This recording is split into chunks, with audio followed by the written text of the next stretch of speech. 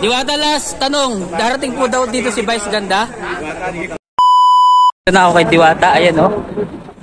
Ayan. Ayan, oh.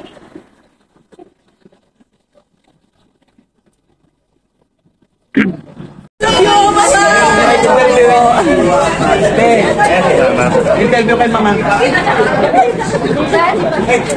Diwata, last tanong. Darating po daw dito si Vice Ganda. Hindi ko alam, wala namang sinabi.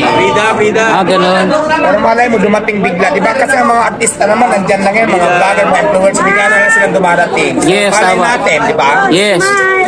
Pero kung ay, napanood ko yung ano mo, Diwata. Umiiyak ka dun sa ano sa, ano yun? Batang Quiapo. Ayan, thank you, Ma'am Diwata.